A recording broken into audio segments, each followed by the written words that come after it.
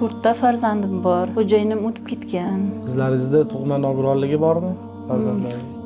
Bunisini tug'ma nogironi bor. Yodgoraxonda Yodgora. eng kichkinasida. Eng kichkinasi. Davolasa bo'lar ekanmi? Davolasi.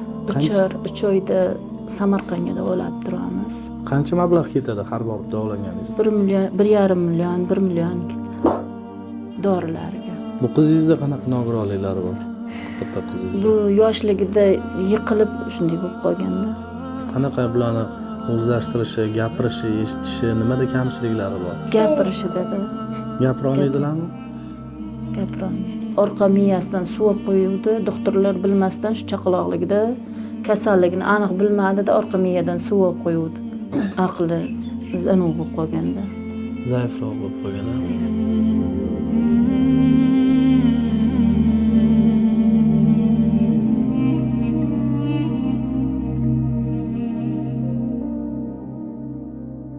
Nima bo'lib olamdan o'tgan xo'jayinizda?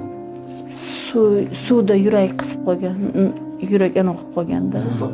Yurak to'xtab qolgan cho'milayotgan paytida. Pastdan odamlar telefon qilgan, men kanaldan chiqayotgan paytida cho'milayotgan bo'lgan, shunda yurak qisib qolgan o'qigan. Telefon bo'lgandan keyin qaynakamlar borib olib kelgan. Oziq-ovqatdan nima bor uyingizda yeyishga? Ovqat qildi, mana soat 2 bo'ldi. Obedda nima pishirgansizlar? Vaz obedga halvo bilan murabba, ertalabga murabba yeydi. Nimani o'ylab ko'p siqilasiz, opa? Huzurga yetishmagan analarni o'ylayman ko'proq. Bolalarimizni parklarga olib chiqib, restoranlarga olib chiqib, ovqatlantirgan paytlaringiz bo'lganmi? Yo'q. Qachon oxirgi marta bular restoranga, kafega borishgan? Bormagan.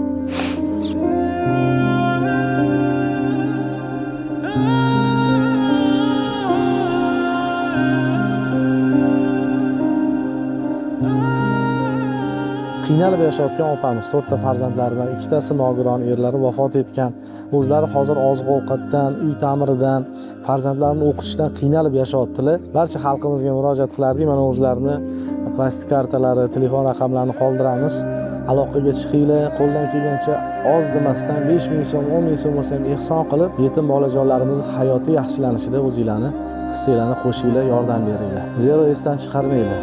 Ehsonning mukofoti ehson.